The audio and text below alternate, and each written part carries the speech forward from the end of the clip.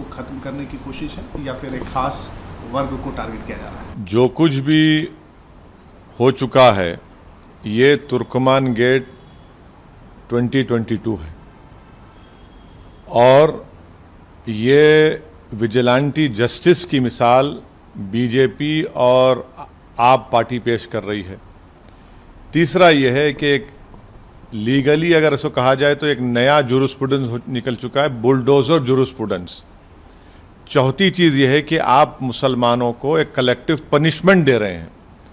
पांचवी बात यह है कि अगर वो इलीगल अनऑथराइज्ड बनाए गए तो 7 साल से बीजेपी की सरकार क्यों सो रही थी। आठवीं बात यह है कि आपको कोई अख्तियार नहीं है, आपने एक कम्युनिटी को टारगेट करके उनकी दुकानों को और उनके घर को आपने नुकसान पहुंचाया। तो आप कौन होते भैया कोर्ट फैसला करने वाले कि कोई क्रिमिनल है या कोई कोर्ट तय करेगा। तो आप एक कलेक्टिव पनिशमेंट दे रहे हैं और आप क्रूरल्टी का मुजाहरा कर रहे हैं। और मैं याद दिलाना चाह रहा हूं बीजेपी को और आम आदमी पार्टी को कि कांग्रेस ने भी तुर्कमान गेट किया था।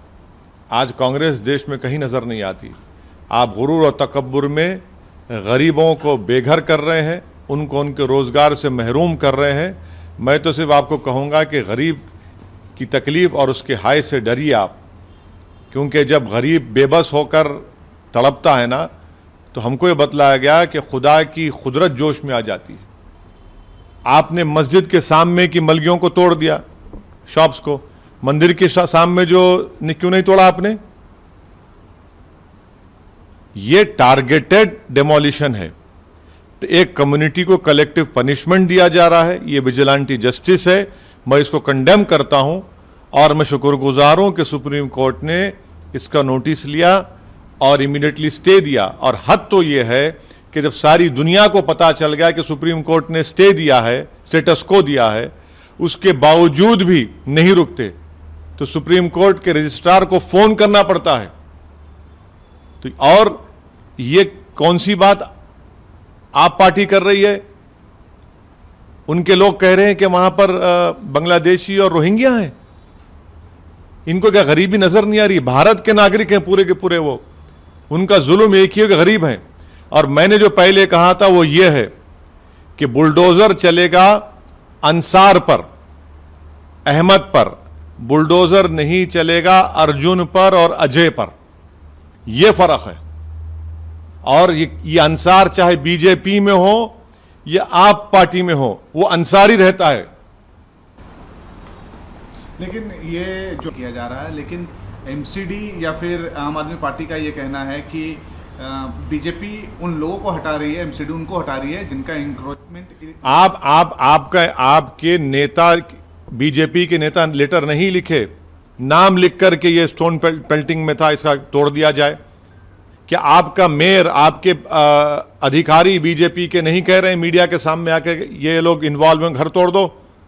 फिर वो जो तलवार लेकर नाच रहे थे, वो जो मस्जिद में जाकर झंडा लगा दिए, आपको अगर घर तोड़, जो गैर कानूनी आप तोड़ रहे हैं, उनका गुनाह क्या होगा। फिर आप 7 साल से सो रहे थे क्या। ये विजिलेंटी जस्टिस है, ये रूल ऑफ लॉ को कमजोर करेगा और ये अच्छा नहीं है इस देश के लिए।